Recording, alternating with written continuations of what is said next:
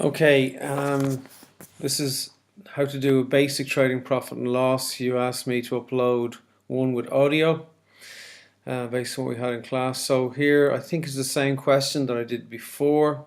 So here's the question and here's my template. So I've started off like we have discussed before by laying out the blank document that I'm going to put numbers into, and I start by deciding where all the numbers go. So delivery van, okay, so that's not a cost, something to do with buying goods. It's not a regular bill I have, it's something I have for a long time, so it's a fixed asset. Okay, and this time I'm going to put the numbers in with it, so it's 12,000. Then we have purchases, so that's a cost of getting the goods I'm going to sell, so 87,650, or I'll label that in there, so 87,650.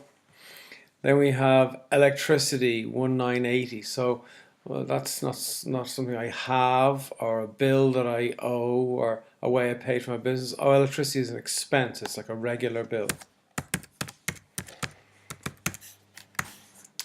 Okay, so 1980. Ordinary share capital.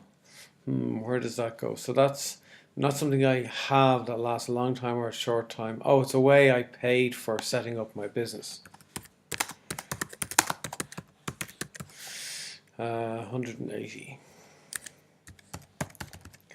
So that means I originally put 180,000 into my business when I set it up. So advertising is an expense. It's a regular bill I have. That's 5,000. Sales, so that's listed at the top, 226,390. If you're not sure where these numbers go, which column it goes in, have a look at previous questions or previous solutions. That should give you a hint. So carriage in is a cost. So I had left a blank line there in case it was carriage in or customs duty. They're the two different ones that we would have. And then we've got buildings is 480.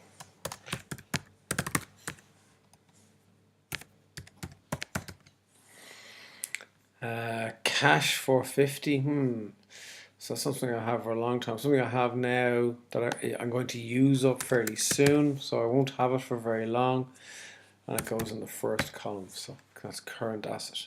Stock 1st of January. So that's opening stock. Money I have at the beginning. We're down here. We've got closing stock. So 4,300.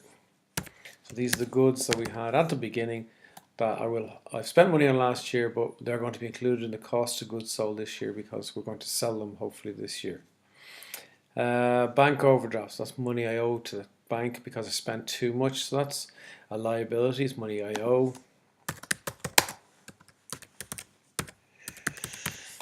And that is 1250. Then we have insurance. So insurance is not a cost of getting goods. It's a bill. It's a regular bill I have.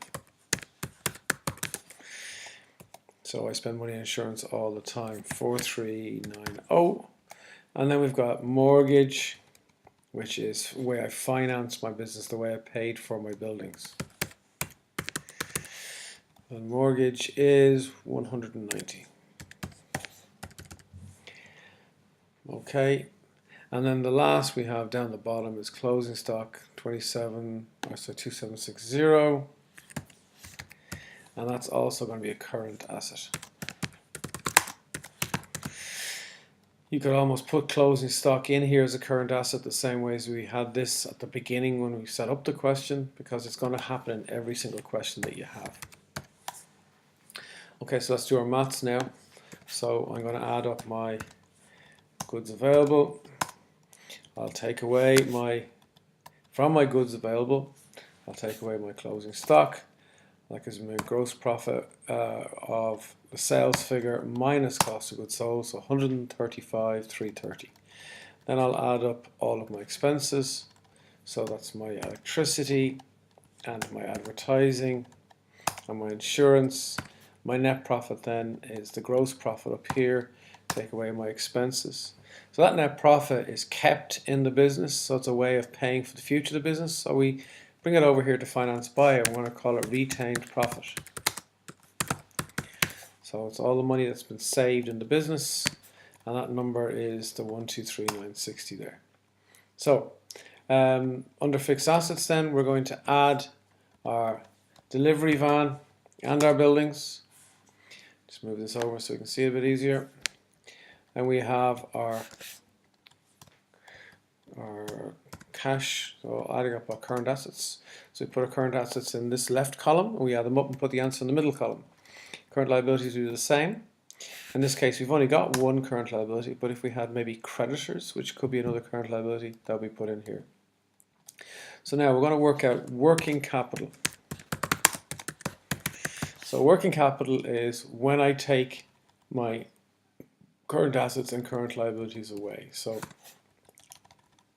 current assets, take away current liabilities, that gives me working capital. I'll now add my working capital to fixed assets and I get net assets. So 492, so fixed assets plus my working capital, and there's my net assets. So now I add my finance by, oh, I forgot another number, so it's 180 fixed ordinary share capital plus our mortgage and plus our retained profit. And if I've done it right, these two numbers should be the same, and in this question it looks like it is. I hope that makes sense.